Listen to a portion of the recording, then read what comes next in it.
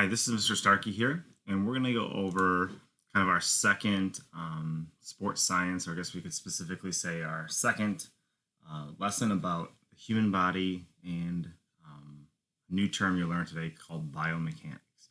So this presentation is just titled The Human Body as a Machine.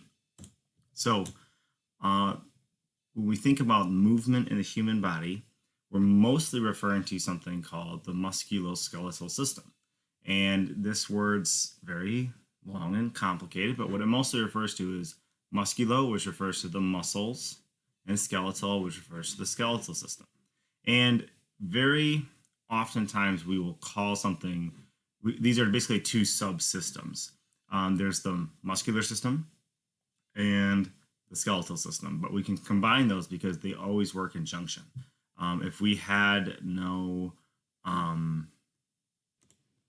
So if we think about our body without bones, it's kind of like this comic right here, which is from The Far Side, which is saying, you know, a boneless chicken ranch. Okay, so this is kind of a joke about because we have boneless chicken in our stores.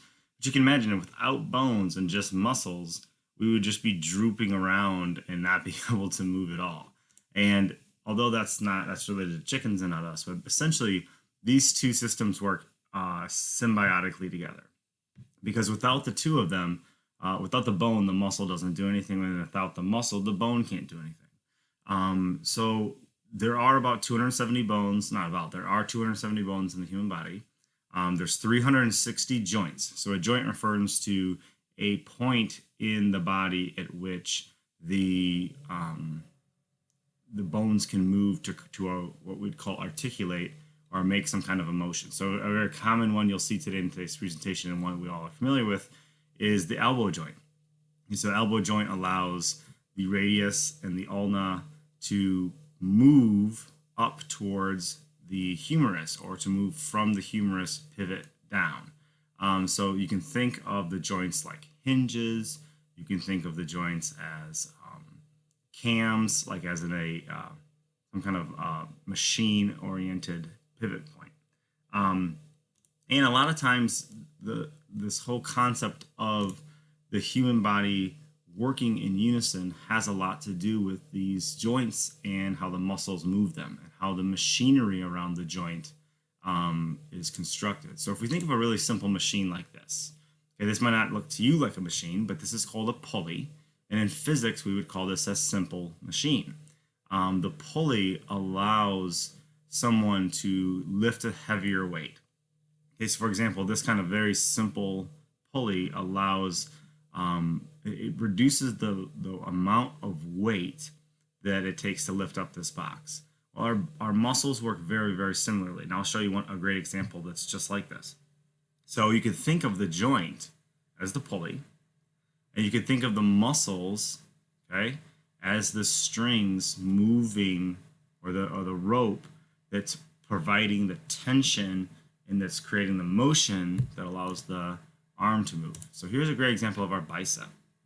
Okay, so if we think of this elbow joint as the pulley, and we think of the bicep muscle right here as the rope, okay, as the rope goes long, the arm lowers. As the rope gets short, the arm raises. Okay, so this is how our whole body is comprised of hundreds and hundreds of these types of simple and sometimes very complex machines. So when we talk about the skeletal system, and as we talk about the movement of the skeletal system as it relates to the muscles provide the ability to move, but the skeletal system provides the structure of movement. And this term is called biomechanics. All right, and bio meaning life, and mechanics meaning movement. So very simple, it means life movement. There's biomechanics not only in humans, they study biomechanics in obviously anything that involves money. So horses, dogs, for vets, they look at biomechanics. I've even seen studies of the biomechanics of pigs in pens. So it's a very broad topic, but we're obviously relating to the biomechanics of human movement. And we're going to review really quickly here our planes of movement. We talked about this in the last presentation, and I understand that getting these concepts down are very, very complex. So I'm not expecting you to have mastered the differences between the sagittal, the frontal, and the transverse planes. But I want you to rethink these thoughts, and I'm just going to go over them very quickly. Remember that the sagittal plane, okay, refers to any motion that runs parallel to this basically slice of paper here. It's coming straight out from your nose. Okay? If the motion is parallel to the sagittal plane, then it's considered a sagittal movement. For the frontal plane, it bisects us from front to back. So any movement parallel to the frontal plane is considered a frontal plane movement. And then the transverse plane, this doesn't divide the lower half from the upper half. That's how this graphic kind of makes it look. But really, anything parallel to this plane. And I said last week that it's very similar to the XYZ coordinates. Now, if you had somebody's class like Mr. Balzer and you've done CAD, you are very familiar with this concept. So it's the 3 dimensions. So sagittal, frontal, and transverse really divide us into the 3 dimensions of movement. And if we look and think of this woman making this motion, and imagine you're this little dude right here, okay? And you're looking at the X axis, okay? So you're looking straight down the X axis. Here's the X axis, here's you, we're looking straight down it. This woman's lunge is coming straight at us, which would mean it is the sagittal plane, okay? And now imagine if you're this dude again, and you're right here, and you're looking down the y-axis, okay?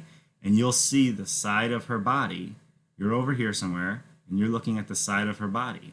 All of her motion is going very simply along parallel to the y-axis. That makes it a frontal plane movement. Okay, and imagine if you're this dude at the very top. You're up in the eye, you have a drone or something. You're flying straight above the very top of her head. And that's you looking straight down the z-axis. That would be, and you see that here in this motion, now her arms are out. Okay, her arms are in a sagittal position, but the motion is only occurring in rotation of the spine. Okay, so that transverse, in terms of identifying the movement, is almost always about rotation of the spine. There are some exceptions, but that's almost going to be always how you can identify it. So let's look at this lady again. Okay, we're looking at her. All right, we're here, we're looking straight at her. And is there any motion going parallel to Y? Is there any motion that you could see from the top, okay, rotating about the spine along the z-axis? The answer would be no. So clearly she's doing a sagittal plane motion. She's doing a sagittal plane motion. All right, moving on. So there are tons of different movement patterns that go into these planes. Okay, some of them are really detailed and not very common, and some of them are the most common. So we have here flexion, extension, AB duction, so we can also say abduction, adduction, which we can also say adduction, medial rotation, lateral rotation, elevation, depression, pronation, supination, plantar flexion, dorsiflexion. You may be thinking right now to yourself, what the heck is wrong with you, Starkey? There's no way I can learn all this stuff. Well, the good news is I kind of knew that, so we only have to worry about these 6 motions. So let's go ahead and talk about the first pair. The first pair we're going to talk about is called flexion and extension. A flexion and extension is probably the most simple to understand, okay? If we look at the joint here as an angle, like right there, right here is 90 degrees, okay? Right here is almost 180 degrees. So as that angle between these two things close and the angle becomes smaller, then that's flexion, okay? And again, when people put their bicep muscle up in the air, they usually flex it like this. And then extension is anytime you have an increase in the angle. So we start here and we end there, then that's extension. And again, flexion and extension can be sometimes most simply defined by our bicep muscle. Bicep muscle does flexion. You'll see an extension in here, but really it depends on where the start and end of the motion is, and it depends on where the resistance comes from. So if right here, flexion is going from bent to straight, extension is going bent to straight, and flexion is going straight to bent. That's a very simple way to understand it. And what you need to think about here, and with all of these movements in like flexion, extension, abduction, all of these movements, you have to think about this concept of where does it start. We look at this top graphic. That bicep curl starts right here. Starts here, ends here. So that's flexion. This tricep extension at the bottom, it starts here and it ends straight. That's how we can tell if it's extension. Because if you look at this bicep curl right here at the top, there's a moment in which he goes from bent to straight, right?